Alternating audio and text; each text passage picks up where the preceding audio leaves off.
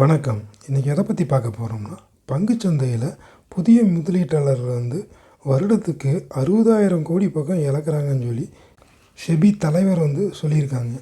இது பார்த்திங்கன்னா டெலிவரி ஒரு கம்பெனியோட ஷேர் நம்ம வாங்கி வச்சு எப்போ வேணால் விற்றுக்கலாம், இல்லை ஒரு வருஷம் கழிச்சு கூட விற்றுக்கலாம். அந்த மாதிரி வாங்கி வச்சாங்கன்னா பிரச்சனை இல்லை. அதே மாதிரி மியூச்சுவல் ஃபண்டில் இன்வெஸ்ட் பண்ணால் கூட கொஞ்சம் பிரச்சனை இல்லை. அதே மாதிரி ஐபிஓலேயே இன்வெஸ்ட் பண்ணுறாங்கனாலும் பிரச்சனை கிடையாது. இவங்க எடுத்தோன்னே எதுக்கு போயிடுறாங்க தெரியுங்களா? அதிக லாபத்துக்கு போயிடுறாங்க, அதிக நஷ்டத்துக்கு போயிடுறாங்க. ஒரே நாளில் கோடீஸ்வரன் ஆயிரம்னு தான் நினைக்கிறாங்க இந்த புதுசாக பங்குச்சந்தையில் வர்றவங்க. ஃப்யூச்சர் ஆப்ஷனுக்கு தான் போயிடுறாங்க. எடுத்தோன்னே புட்கால்னு தான் பேசுகிறாங்க.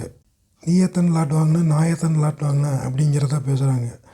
உங்களுக்கு பார்த்தீங்கன்னா இது வாங்கும்போது நம்ம ஒரு லாட் வாங்கும்போது ஒரு லாபம் தர மாதிரி இருக்கும். அதே 10 லாட் வாங்கும்போது கையில் இருக்கிற மொத்த காசும் பிடுங்கிட்டு போயிடும். அது போக நம்ம புரோக்கருக்கு காசு கொடுக்குற நிலமை கொண்டு விட்டுரும்.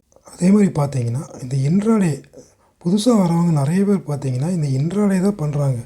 இன்ட்ராடே ரிஸ்க்கு அதிகம். இன்ட்ராடேயில் பணத்தை சேமிக்கணும்னு நினச்சி இருக்கிற காசை இதில் விட்டுட்டு போயிடுறாங்க நிறைய பேர். குழந்தைக்கு ஃபீஸ் கட்டுற வச்சுக்கிற காசு, அது போக பார்த்தீங்கன்னா டியூ கட்டுற காசு போட்டு இது ஒரு லாட் வாங்கி ஒரு பாயிண்ட் ஏறிச்சுன்னா லாபம் வந்துடும்ல அப்படிங்கிற மாதிரி கணக்கில் இதில் போட்டு மொத்த காசையும் விட்டுட்டு போயிடுறாங்க. அப்புறம் டியூவும் கட்ட முடியறதில்ல, ஸ்கூல் ஃபீஸும் கட்ட முடியறதில்ல. அந்த மாதிரி சூழ்நிலை தான் நிறைய பேர்த்துக்கு இருக்குது. உங்களுக்கு பங்குச்சந்தையில் சம்பாதிக்கணும்னு ஆசை இருந்துச்சுன்னா கொஞ்சம் கொஞ்சமாக தான் முன்னேற முடியும். விட்டு எடுத்தோன்னெலாம் முன்னேற முடியாது. அதனால் முடிஞ்ச அளவுக்கு டெலிவரி வாங்கி வைங்க, மியூச்சுவல் ஃபண்டு வாங்கி வைங்க. அது பார்த்திங்கன்னா லாங் டைமுக்கு உங்களுக்கு நல்ல ப்ராஃபிட்டாக இருக்கும். உங்களுக்கு ஆரம்பத்தில் கம்மியாக இருந்தாலும் லாங் டைமுக்கு நல்ல ப்ராஃபிட்டாக இருக்கும் உங்களுக்கு. பங்குச்சந்தையில் ஃப்யூச்சர் ஆப்ஷன் சைடே போகவே போகாதீங்க. அதே மாதிரி இன்ட்ராடே சைடும் போகாதீங்க. அதெல்லாம் இருக்கிற காசை தொடச்சுட்டு அமுச்சுட்ருங்க. எனக்கு தெரிஞ்ச ஒருத்தர் பார்த்தீங்கன்னா இன்ட்ராடேயில் பார்த்தீங்கன்னா ஒரு 2.5 லட்ச ரூபா ப்ராஃபிட்டில் இருக்குது. நான் அப்போவே சொன்னேன் விற்றுருங்க அப்படின்னு சொல்லி. ஏன்னா பைக்கால் போட்டிருந்தார் அவர். விற்க சொன்னால் கேட்கவே இல்லை. இன்னொரு 1 லட்ச ரூபா யார்ட்டுன்ட்டு இருந்தார். ஒரு மணி வாக்கில் பார்த்தீங்கன்னா அப்படியே இறங்க ஆரம்பிச்சது. பார்த்தீங்கன்னா அவருக்கு நஷ்டம் எவ்வளோன்னா 15 லட்ச ரூபா நஷ்டத்தில் நின்றுருக்கு. அவர் ஸ்டாப் லாஸும் போடல. ஏன்னா கீழே இறங்கிட்டு மறுபடியும் ஏறுவான் அப்படிங்கிற காரணத்துக்காக ஸ்டாப் லாஸும் போடாமல் அப்படியே விட்டு கீழே போய் 15 லட்ச ரூபா நஷ்டம். அது போவீங்களா 3 லட்ச ரூபா புரோக்கருக்கு எக்ஸ்ட்ரா கொடுக்குற மாதிரி ஆகிப்போச்சு.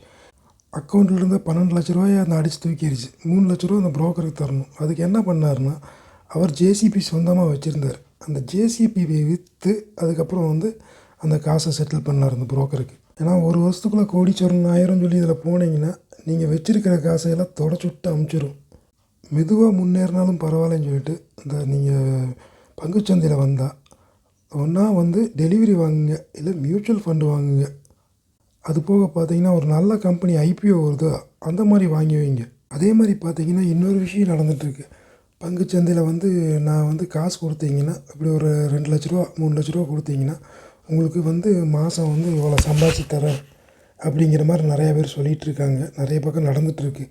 இந்த மாதிரி சொல்கிறவங்ககிட்ட என்றைக்குமே போய் காசை கொடுத்து ஏமாந்துடாதீங்க. உங்களுக்காக பண்ணணும்னு தோணுதா டெலிவரி எடுத்து வச்சு பண்ணுங்கள்.